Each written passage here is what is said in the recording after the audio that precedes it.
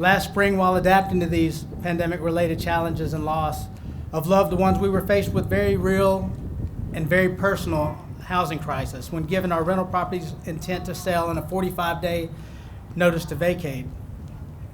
Having a single fixed income and San Diego's average two-bedroom apartment rate of around, $3,700, and even then a limited housing supply, after 6 weeks of diligent effort, Abigail and I were homeless. After 3 months rotating between motels and our Toyota's air mattress, we learned about Father Joe's Villages and St. Teresa of Calcutta Villa. After applying, I received the call that Abigail and I had been accepted into a two-bedroom apartment at St. Teresa of Calcutta Villa. Proudly, I was able to give my daughter a Christmas gift like no other, a home, a permanent home. We moved into our home last month. Even though our Toyota brought us together literally and figuratively, Abigail and myself are both excited to have our own room, hers in pink and mine not in pink. With thousands of our neighbors living outside and in shelters as well, without homes of their own, these 407 units of affordable housing that St. Teresa of Calcutta provides in the community are more important than ever. With St. Teresa of Calcutta Villa, we have redefined supportive, affordable housing. Every square foot of this building is dedicated to strengthening the success of its residents. On behalf of my state agencies, we are very honored to be part of this amazing, innovative, historic type of project.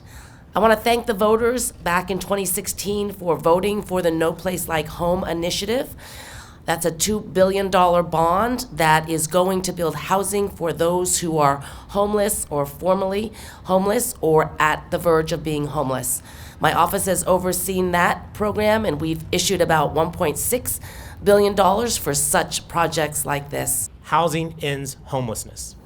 I'm often asked, how can we solve this problem? This is how we solve this problem. And I'll tell you, with 407 units here, this is a huge chunk of the problem. But we need about 16 to 20 more of these across our county if we want to truly solve this problem. I'm game. I know the county's game. I know the state is game. I know our nonprofit partners are ready. I know our philanthropic community is here. We need to ask every neighborhood to step up, do their part. Let's get this done. It is not humane to people living on our sidewalks, in our canyons, on our beaches. Events like today, where it may be named after a miracle maker, but it is not a miracle that your city, your county, your state, our incredibly generous philanthropist partners, our incredible nonprofit partners, our development partners, all came together to say, we're going to do better. We can do better. We can get this done. And it is this spirit that we have today that culminates in a ribbon cutting, but immediately after this, the mayor and I are going back into another meeting to talk about how do we plant more seeds for more opportunities like this. Because when you look at the condition on your streets, it's wrong. It's inhumane.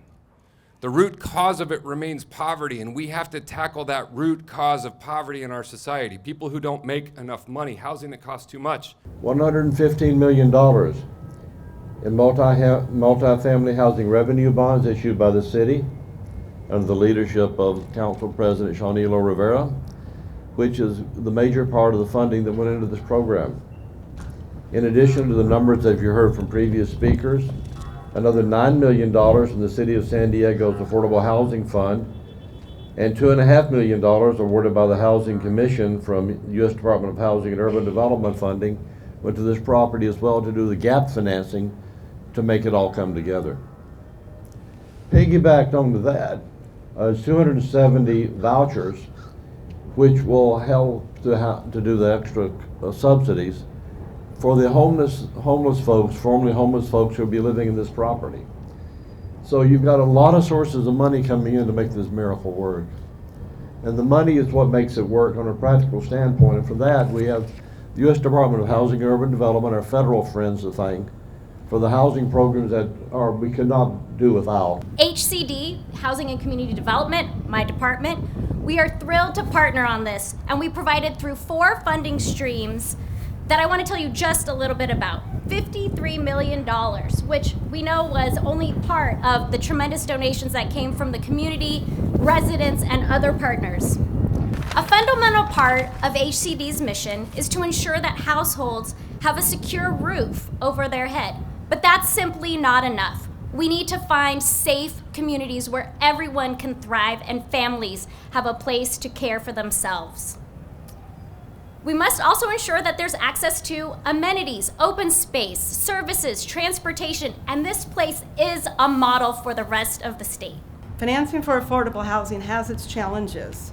I think as Kevin mentioned, it took nearly or over a dozen sources of financing that are utilized to make this project possible. Financing secured at the city level, county level, state level, truly a public-private partnership.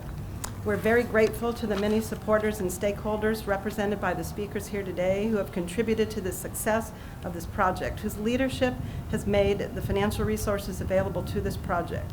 Can you imagine for a moment being homeless somewhere and to walk into this place, you think you died and went to heaven?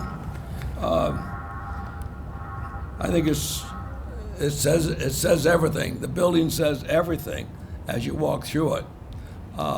I never fathomed that it would turn out this nice. I mean, I couldn't dream this big. It turned out that good.